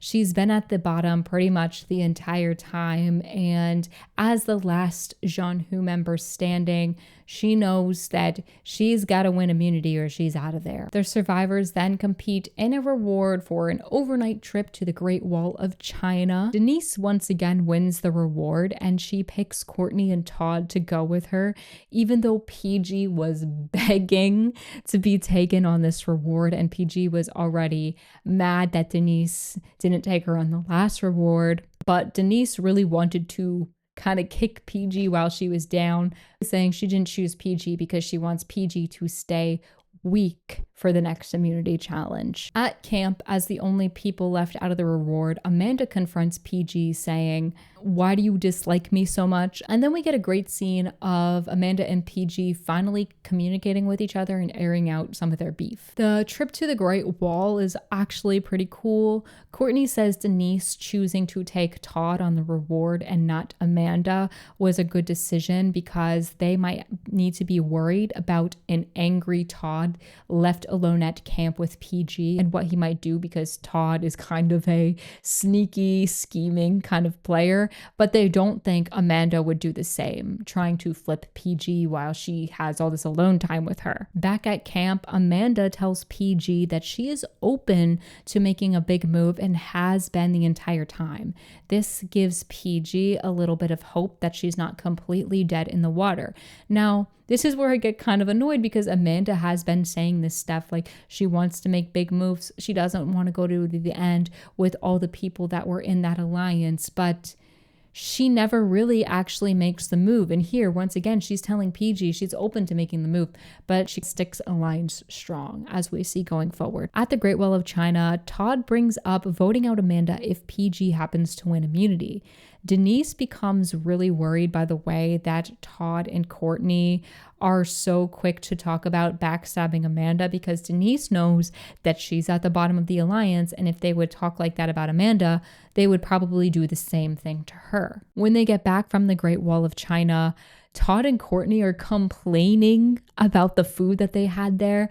This, of course, annoys Amanda and PG, who are stuck at camp eating basically nothing. Denise also pulls Amanda aside and tells her that they were planning on bringing her back a couple of sandwiches, but Todd ate them all on the plane. Denise does bring some nuts, I guess, back for Amanda that were on the plane, but it's a little bit more ammo for Amanda to be annoyed with Todd. And Amanda is also appreciative of Denise. Amanda says if Todd doesn't win immunity, she'll consider getting rid of him because she doesn't trust him and knows that he's willing to backstab anyone. The immunity challenge consists of other challenges the players have played before in the game. And during the challenge, Denise once again gives up on eating the balut. It's kind of a funny scene, because then Courtney asks Jeff if she's going to give up. Do we still have to finish it? And Jeff is like, yeah. Amanda eventually goes on to win the immunity challenge. Back at camp, Amanda considers possibly voting out Todd and pulling in Denise. Denise is on the fence because she thinks that the jury is never going to vote for Todd to win, and that's why he is somebody that they need to take with them to the end. At this point of me watching the game in 2026, I really wanted Amanda to take that shot and backstab Todd. I think that would have been a really smart move for her, but I've heard a lot of people say that early seasons of Survivor, the juries are hard to say what they're going to do. Like, they don't value gameplay specifically over how the jurors made them feel. So I'm not sure if during this era of Survivor, if I would have been like, yeah, you could take Todd because no one's ever going to vote for him to win. Because looking at Todd's gameplay, just from me watching in 2026, I'm like, that's a good player. He's a threat to win. And that's a player that I would vote for to win. But what I'm trying to get at here is I'm not sure if Amanda and Denise are correct in assuming that at this point in time, the jury wouldn't vote for Todd because they're so mad at him and they don't like that Todd has lied and stabbed a bunch of them in the back. So it's hard for me to really get mad at Amanda for not going full backstab on Todd, just because honestly, maybe in the prior seasons before, the jury would never vote for Todd. So maybe she is thinking, oh, if I bring Todd with me to the end, I look like the good person and he's the person everyone hates.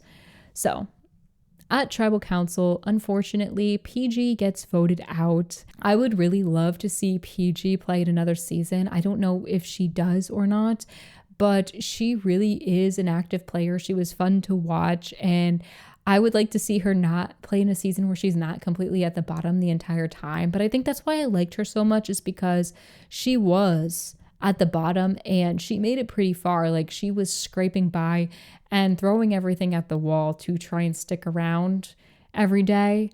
And I really like that about PG. At the beginning of the next episode, the players play in another reward challenge for pizza and beer. Amanda ends up winning, and then Jeff gives her the option to either have the pizza herself or share it with either one person or two people, and Amanda chooses to share it with only Todd. At the meal, Amanda takes that time to confront Todd. She tells him, I don't trust you that much from what I heard. She says if anyone were to backstab her right now, it would be him. Todd tells Amanda that he has been honest with her since day one. She has been the one person that he has been loyal to. He swears on their final two and hopes that Amanda can trust him because he says he needs her to get to the end. Back at camp, Denise tells Courtney that she wants to vote out Todd, and Courtney refers to him as a slippery little sucker. This is where I'm starting to see it's a little bit too late for Denise. Like, Denise, you knew you were at the bottom. Now we're at the final four, and Denise is clearly the person at the bottom. She had the chance to vote out Todd, and she blew it. And now I think it's going to be too late for Denise to finally get Todd out. Courtney then eavesdrops on a conversation between Denise and Todd of Todd telling Denise that Courtney and Amanda are the two biggest threats to getting a lot of jury votes. Courtney can tell that Todd is, quote, trying to weasel his way into the top three, and then she goes on to tell Amanda that they can't really trust Todd. Todd's real game plan is to go to the final three with Courtney and Amanda and take out Denise. During the final immunity challenge, it comes down to Denise and Amanda. Denise tries to use the time to cut a deal with Amanda to not vote for each other, but Amanda turns it down and she ends up winning the immunity anyway. When they get back to camp, Denise is fighting for her life. She is pleading to Amanda that she is going to have nothing left after Survivor. This is all she has before she has to go back to her job making $7 an hour as a lunch lady, doing the same thing day in and day out, while the much younger players have their whole lives ahead of them and have big things planned for their future, according to Denise. Oh man, it is really a depressing speech. In the one sense, I wrote, if Denise is playing this up to manipulate Amanda, I'm like, okay, go Denise, play on her heartstrings, do whatever you can to get that sympathy to manipulate yourself in the final three. But I think for the most part, Denise is really being serious in this speech, and maybe she's playing it up a little bit to try and gain more sympathy for Amanda, but it's pretty sad. And what we come to find out in the reunion show, which I'll mention later, it only gets worse for Denise after Survivor. Courtney and Todd are obviously pushing really hard for Denise to go. Courtney makes a comment to Todd saying Denise doesn't deserve it just because she sucks at life, which is so horrible. My jaw was on the floor that she said that.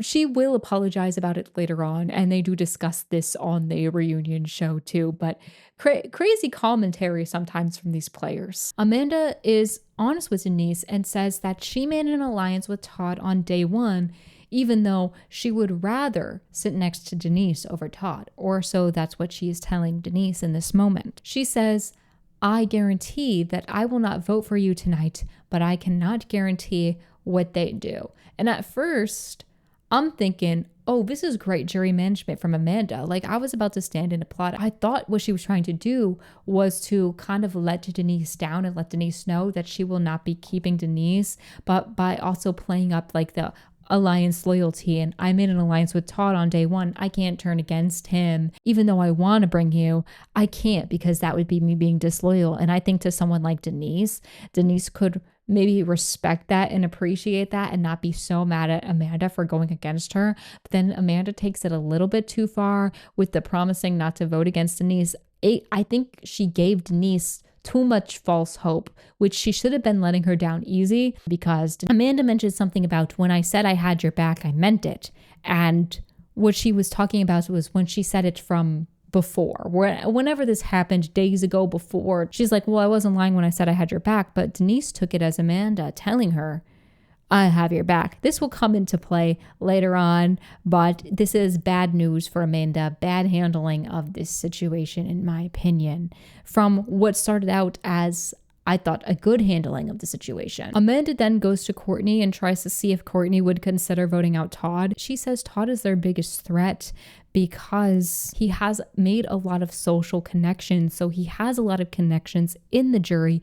And she says Todd is probably going to play up the last guy left card. At Tribal Council, Denise makes another major mistake.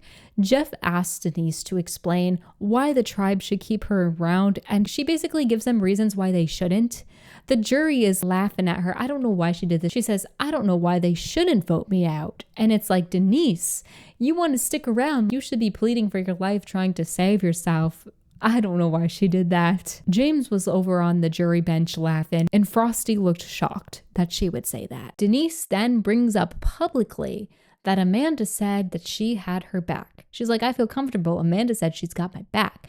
Then Amanda looks shocked and she's like, uh-oh, no, I never said that. Actually, no, I never said that. I never said I had your back today. And she keeps reiterating, I never said I had your back today. I meant I had your back days ago or whatever. And I did go back and watch the scene. Amanda did say, when I said I had your back, I meant what I said along those lines. Denise definitely took it the wrong way, which not completely her fault, but now it's like the semantics of, I never said I had your back today is making Amanda look bad, especially in Denise's eyes. In the end, Denise gets voted out. After tribal council, Amanda is mad because during the whole I never said I had your back today, Todd made a little comment about how it's making Amanda look bad, and Amanda thought that Todd was purposely trying to make her look bad in front of the jury by commenting about the whole situation. Amanda says she is disappointed in herself because she went to the final three with a guy who would stab her in the back in a second. To which I say, Amanda had quite a few opportunities in these last couple of episodes to turn on Todd if she really wanted to, but she never fully committed to make the move, which kind of confused me.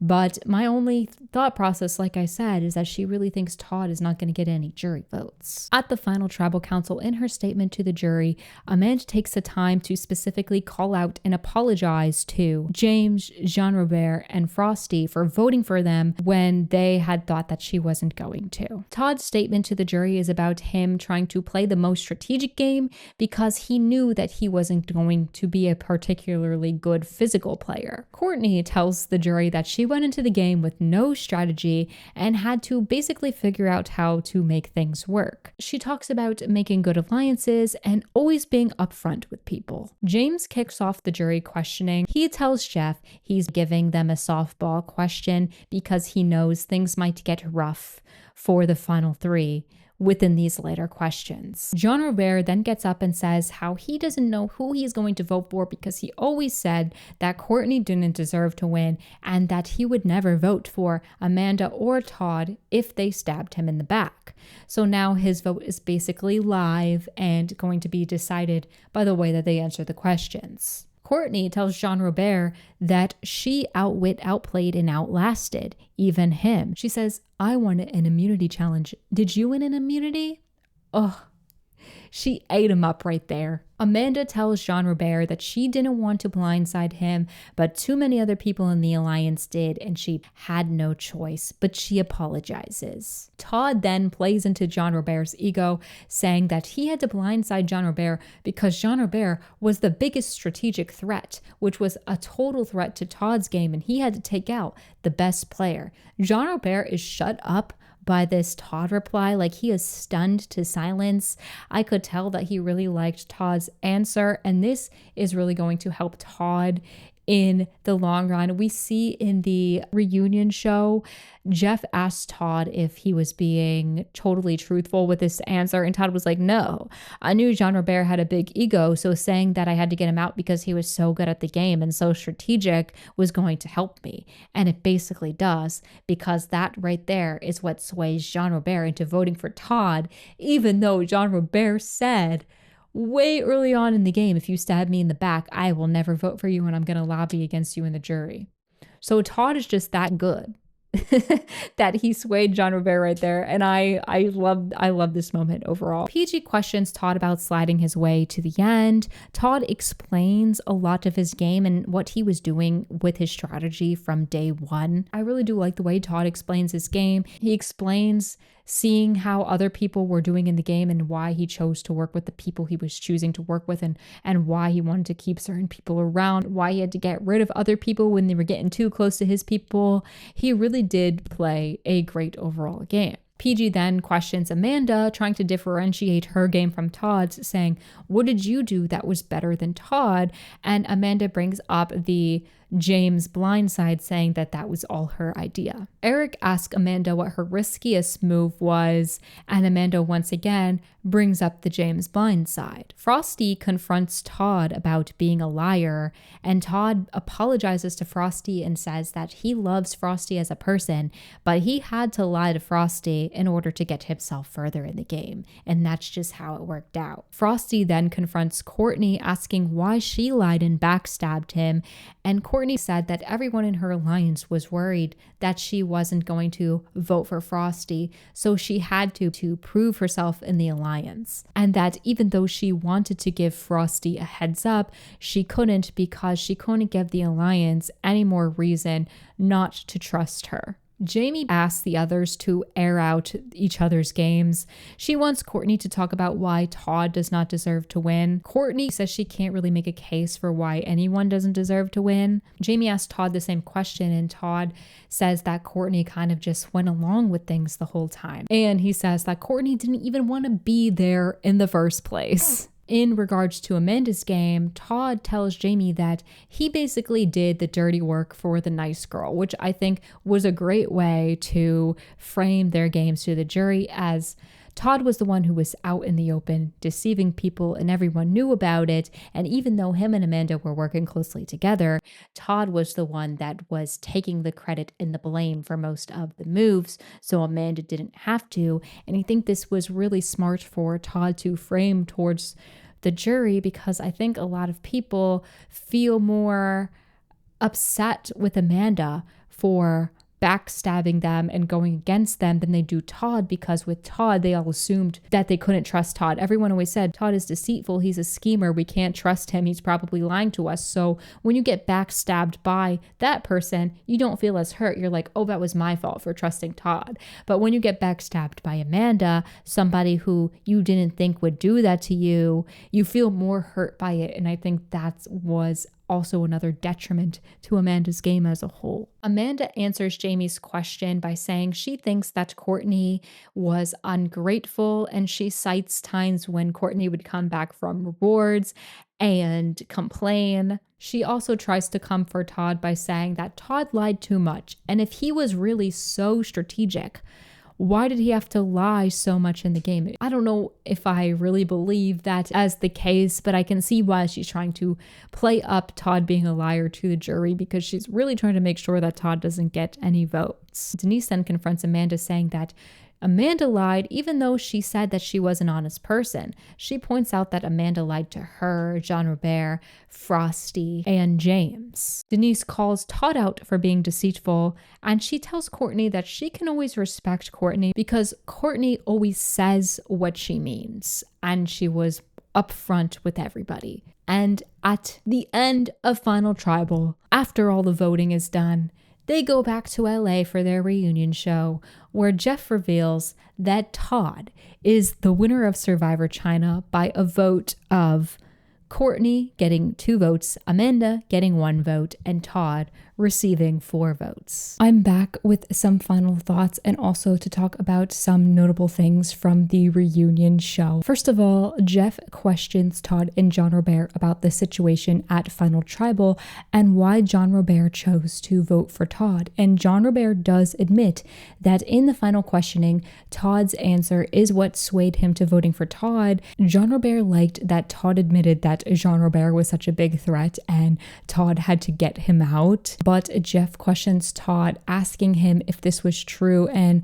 Todd says that he was lying to get the vote from Jean-Robert, and he knew that Jean-Robert had a big ego, and if he played into it, that's how he could score Jean-Robert's vote at the Final Tribal, and it worked. Todd did so well in the way that he answered his questions based off of which particular member of the jury had asked, and this is just a great example of Todd knowing Jean-Robert had a big ego, and that maybe playing a little bit into that ego was going to help him secure Jean-Robert's vote, a person who said that he would never have voted for Todd, and it worked out in his favor.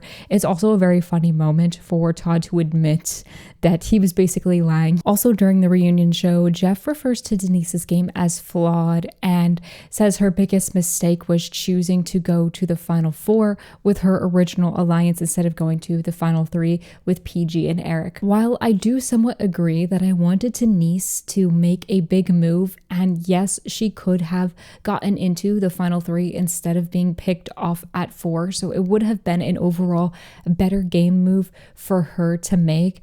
I still don't think that this was a $1 million losing move, because I've been trying to think about the final three in all these different combinations with Denise in there, and I just don't see Denise winning the $1 million versus a lot of different combinations of these other final three members. I don't know if she wins against Eric or PG, because I think Eric or PG had a bit of a better storyline throughout the game than her, and I think maybe people would have voted for them because they were the underdogs who were playing from the bottom the whole time. If she went into the final three with some combination of like one of Eric or PG and maybe an Amanda or a Courtney, I still don't know if she beats Amanda or Courtney, you know? Maybe the jury would see turning on her allies in order to get to the final three as a big move, and then maybe they would have voted for her in the final three, but I'm just not sure if she had done enough the entire game to get the votes. But once again, when I'm speaking about these old seasons of Survivor, it's so hard for me to gauge the way the final jury would vote, so I'm not sure, is what I'm saying. I just personally do not think Denise would have won the game anyway, although she could have made it a little bit further. So that's all I'm going to say about the Denise move. Let me know what you think in the comments. Am I correct in assuming this? Then there's this insane jaw-dropping moment, and when I heard Jeff ask this question, I could not believe that he asked this question or in this way, where Jeff confronts Courtney about the rumors of her possibly having an eating disorder, but he says it like, anorexic eating disorder? What's the deal? Anorexic eating disorder, what's the deal? Answer the question. Well, Jeff. I could not believe that Jeff asked this question on TV, but I immediately went to look it up and saw that Courtney had requested that Jeff bring this up on the reunion show, because while the show was airing and afterwards, there was a lot of public commentary and concern and talk about Courtney's body and her health. And I think she got sick of telling everybody that no, she was actually perfectly fine and healthy, and she did not have an eating disorder, and she wanted to clear that up to everybody so they would stop bothering her about it. There was a way that they could have brought up this conversation, and Jeff could have opened up the floor to allow Courtney to clear the air about the public scrutiny around her body and to let her talk about that. But the way he phrased the question was actually insane. I cannot believe that Jeff and the producers thought that that was the best way to bring up that conversation and to go about the question. Instead, it comes across as him accusing somebody of having an eating disorder and pressuring her to make a comment about it. But I feel a lot better knowing that Courtney herself did want to comment on this particular topic. Courtney also apologizes for the "you suck at life" comment that she made about Denise during the show. Also, Denise, when I say things got a lot worse for Denise after the show, they did. It's actually really sad in the way they brought it up at this live reunion show, especially after they talked to James, and James talks about a good moment that he had where he was at work and he helped these grieving people sort of have a good moment in their day because they recognized him. And it was this really cute conversation. And then Jeff switches and says, "And Denise, and how have things been for you after the show?" And essentially, Denise says that she lost her job because of the show, because she was a school lunch lady, and after going on the show and being so recognizable, the school thought that she was a distraction to the kids, I guess. So she could only get another job as a school custodian. And she was talking about how that has changed up her whole life because now she's not on the same schedule as she used to be, and she can't have dinner with her family anymore because she has to work different hours now because she's working the after school hours. It was so sad, because usually we always see how people's lives change for the better after doing a reality show. Like, they get new opportunities and all that stuff. And hearing Denise's story was so incredibly depressing. However, there is a little bit of a silver lining because producer of Survivor, Mark Burnett, heard Denise's story and he decided during the reunion show that he was going to give her $50,000 because he felt so bad for her. And then towards the very end, we find out that there was an America's Favorite vote for that player to win $100,000, and the winner of the fan favorite vote was James. So to wrap this up with a few final thoughts about the overall season of Survivor China, I really enjoyed this season so much, and I think the reason why I enjoyed it was because of the players that played on the season. There were so many really fun personalities on this season that were just really great TV. Plus, there was some really fun gameplay going on. I really enjoyed some of the early boots, specifically just because of their funny personalities. Chicken, Leslie, even players like Dave, I think gave a lot of really interesting TV moments. I also obviously really enjoyed both James and Courtney. I think both of them had some of the best and funniest confessionals of this season. And also this season gave us some really great game players like Todd. I do think Todd was probably the best player on this season, and he was so deserving of the win. I love to see a hardcore gamer go on and win the game, and Todd was gaming from the second that he got there.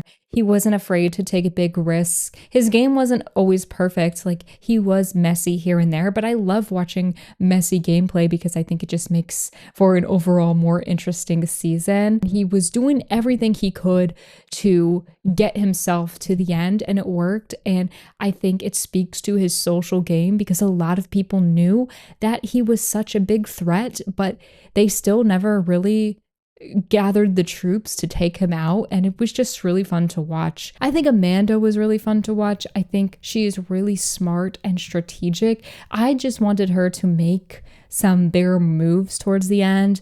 I know I talked about this throughout the video.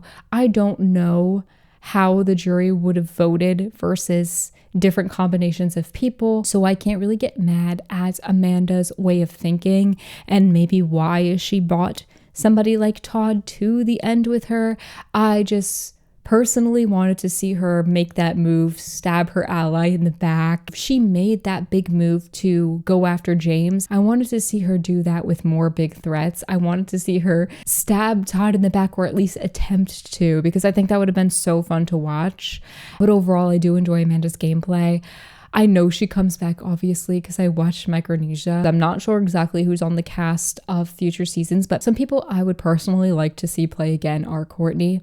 PG, I think PG was such an interesting player, and she was somebody to root for because she was playing from the bottom the entire time, and I can respect the way that she never gave up. It was only an uphill battle, and she just couldn't get in with that alliance that was so tight of the Fei Long people. So we knew her time was eventually going to come, but I liked the fact that she lasted as long as she did, and I would like to see her play in another season where maybe she's not having to play from the bottom the whole time. People like Frosty and Sharia, I would also love to see play again, just because I think they're both really interesting. Sharia was really good in the competitions. We kind of got robbed of being able to see Sharia's post-merged game. I think she was a really fun player. Also Frosty, I would be interested in seeing how Frosty plays again, because he was really good at competitions, and I think socially he did pretty well. If he wasn't on the John Who tribe and at the bottom post-merge, I think he would have done a great job because he was so good at creating trust and getting people to like him. And he was so young too. So I think it would be cool to see Frosty come back like in a few years, frontal lobe fully formed, and see the kind of game that he plays as an older and wiser person. I'm going to wrap it up because I fear this video is getting a little long. I just wanted to say I'm very happy Todd won Survivor China, but let me know all of your thoughts and opinions on Survivor China below. Let me know if there's anything that I missed that I might not have known about from just watching the edit of the episodes, and let me know who your favorite players of this season are. If you made it all the way to the end of this video, thank you so much for watching it. I really appreciate it. If you like this video, please be sure to give me a like, click on my channel and check out some of my other stuff. And if you like that other stuff, you might want to subscribe to my channel so you always know when I post a new video. I'm going to be making a playlist for these Survivor videos so they are easier to find. And with all that being said, thanks again for watching. I will see you in the next one.